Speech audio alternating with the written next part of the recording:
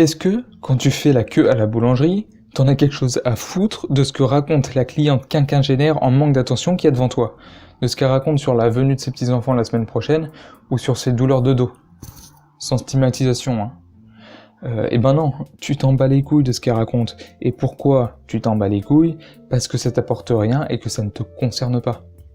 Et du coup, c'est quoi les conséquences de ce genre de situation?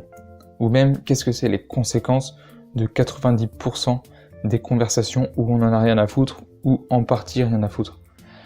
Eh ben, c'est qu'on n'écoute pas. Et pourquoi on n'écoute pas? Parce que ce qui compte, c'est pas ce qu'on nous dit, c'est ce qu'on dit. Donc c'est Théo et bienvenue dans ce 3e épisode qui concerne la communication. Aujourd'hui on parle des conversations. Et voilà, du coup on n'écoute pas. Et donc là j'ai pris l'exemple de la boulangerie, qui est un peu l'exemple parfait de la conversation polie et stérile, du quotidien et qui mène nulle part. Mais en vrai j'ai rien contre ces conversations et il m'arrive souvent d'y prendre part. Elles peuvent être utiles dans la mesure où elles créent une ambiance bienveillante, une ambiance sympathique. C'est juste que je mets l'accent sur le fait que, dans cet exemple, on parle pour parler. Et par exemple, on voit des gens se délester de leurs problèmes de la journée, genre le RER il était bondé, ou tout ce qui est dit, au final on s'en fout. Après, comme j'ai dit, il y a une ambiance qui est créée par la discussion, donc ce qui fait que c'est plus agréable que si tout le monde se taisait et regardait le sol. Mais je veux dire que on parle d'abord pour nous. Et comment nous en vouloir en vrai? On est naturellement et intrinsèquement égoïste. Ce qui nous concerne pas, ou ce qui nous apporte pas, on s'en fout, c'est notre nature. Donc quand je dis égoïste, c'est pas le fait de ne pas partager son paquet de BN à la cantine, tu vois. Enfin même si c'est pas à la cantine qu'on prend des paquets de BN. C'est le fait que tout ce qu'on fait, on le fait d'abord pour nous. Et ça c'est prouvé par de nombreuses études, je t'invite à aller regarder ça. Tout ce qu'on fait, on le fait pour nous. Et l'exemple le plus marquant qui est donné, c'est souvent l'exemple des associations caritatives. Quand on donne à une association, souvent on achète on achète la satisfaction d'avoir donné, on achète la sensation d'être quelqu'un de bien. Après du coup c'est cool, tu donnes, quelqu'un en profite vraiment, le Somalien qui est quasi mort de faim, il survivra 3 jours de plus grâce au riz et à l'eau que ton association elle aura acheté pour lui. Ça reste une bonne action, mais on le fait d'abord pour nous. Franchement, je t'invite à regarder les études qui en parlent. Du coup, on achète une sensation, celle de la satisfaction d'avoir donné. C'est de l'autocongratulation en fait. C'est un peu ridicule quand on voit ça comme ça, c'est de l'autocongratulation. Et puis, c'est pareil pour le fait de rendre un service. Quand tu rends un service, on peut se dire, bon bah voilà, c'est bien, t'es sympa, tu rends un service. Mais on achète aussi au passage le fait d'être une personne sympa, le fait d'être une personne qui rend des services, une personne qui pense aux autres. Et puis même des fois on peut rendre un service pour se dire que quelqu'un a une dette envers nous. Bref, on fait ça, on fait tout pour nous. Et après c'est pas si grave parce que voilà, on sait qu'on n'y peut pas grand chose. Mais ça fait que dans les conversations, on ne prend en compte que nous. Et le pire c'est quand on est nombreux. Plus on est nombreux, moins la conversation est saine, et plus on se bat pour avoir notre micro moment de gloire. Donc ça c'est un peu un autre truc que je voulais dire. C'est le fait que dans des conversations, ou même en général, on aime se sentir important. Ça c'est le désir primaire de l'humanité, de l'homme, c'est de se sentir important. Du coup, on aime avoir des moments de gloire. Et du coup, dans les situations de tous les jours, on aime saisir les occasions qui peuvent nous donner un micro-moment de gloire. Et du coup, dans les conversations, qu'est-ce que ça donne? Ça donne le moment où on exposera nos idées et notre avis, où on donnera notre avis. Ce moment où on sera écouté. Ce moment où on sera au centre de l'attention.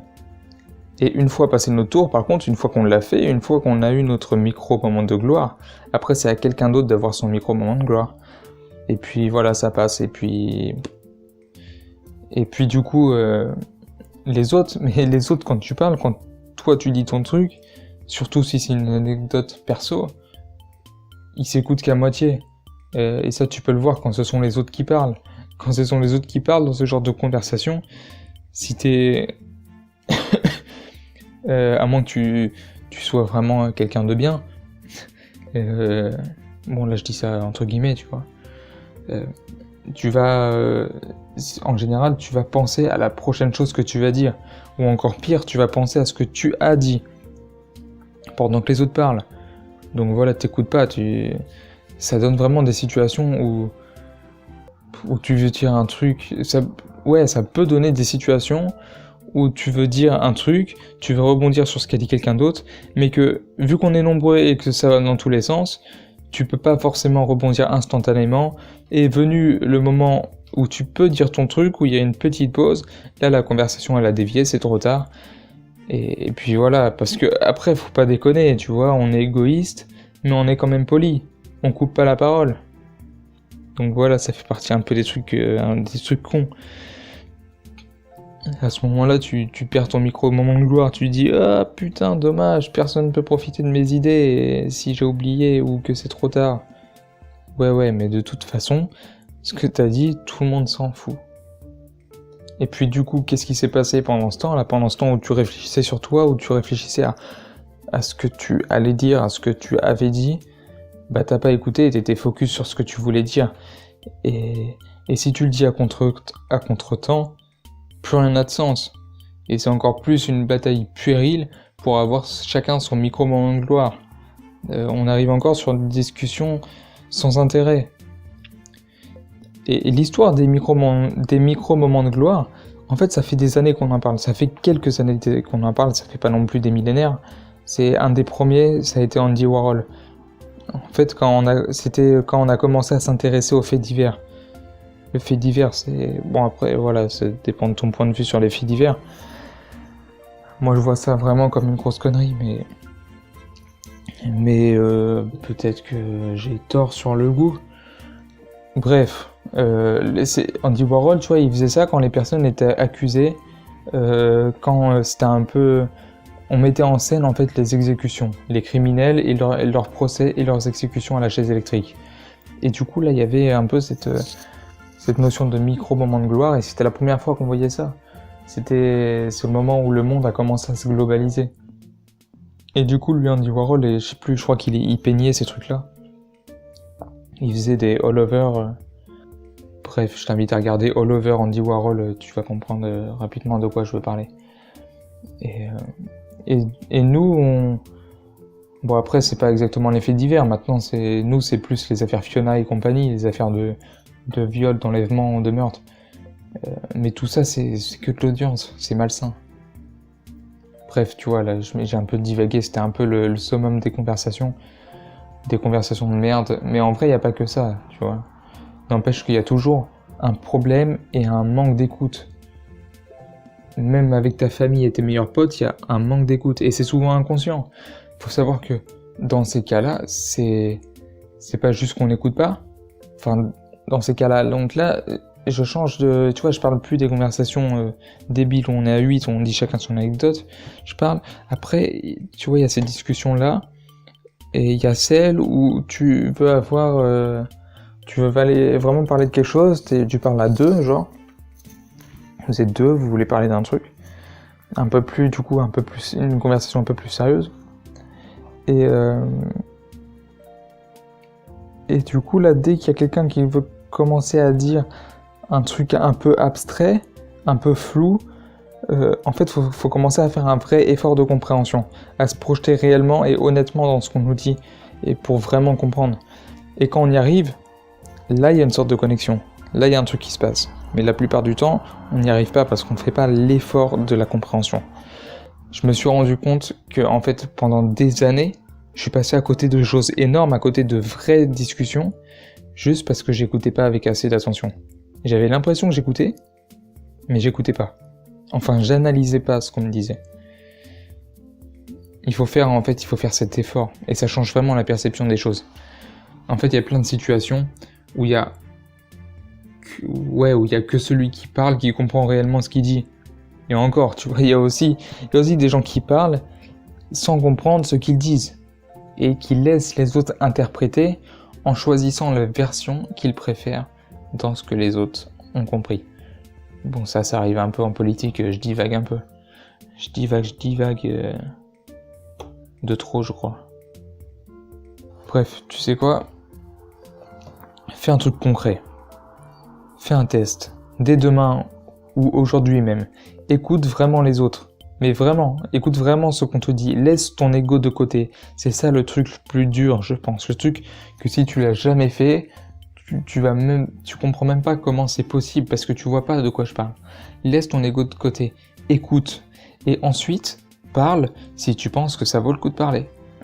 Que ce soit dans la discussion stérile d'entre collègues, avec quelqu'un qui te commande, avec quelqu'un que tu commandes, donc tu vois hiérarchiquement, avec tes proches, peu importe, essaye de vraiment écouter. C'est ça, c'est écouter, tu vois, il n'y a pas de synonyme à ce mot, c'est le mot parfait, c'est le mot juste, je ne vais pas le répéter une 12e fois.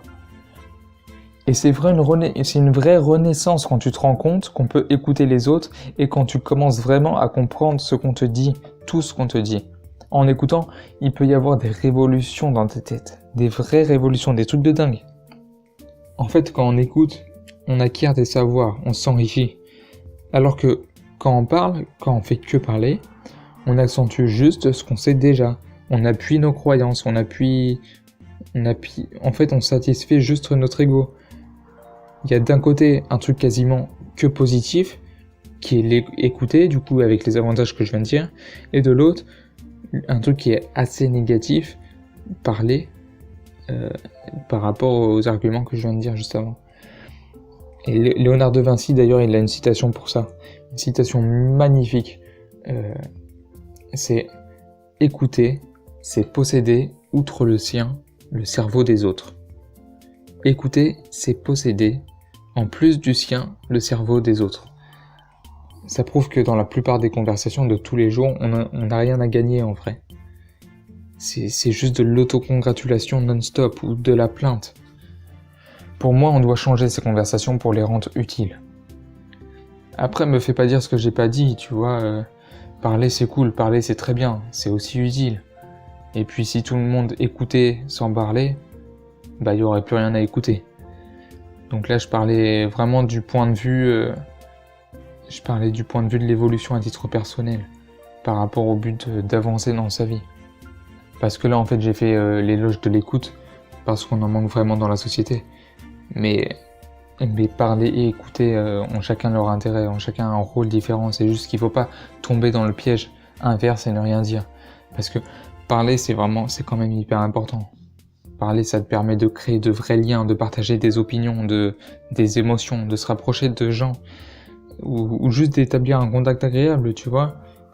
Juste dire bonjour au conducteur de bus. Voilà, c'est parler à ce moment-là. C'est différent. En fait, si tu partages rien, t'auras plus de mal à créer de vraies relations. Raconter des anecdotes sur ta jeunesse, comme la fois où tu t'es accroché à la télé en faisant Tarzan et que tu l'as fait tomber, ça peut même être drôle. Mais bon, tu l'as bien compris. L'égoïsme est perceptible jusque dans nos conversations. Et très bien, très perceptible. Ça donne du coup parfois des conversations inutiles et qui ont pourtant un vrai potentiel humaniste. On aime trop parler de nous, et c'est comme ça. Mais juste essayons aussi de prendre en considération ce que les autres nous disent. Ciao.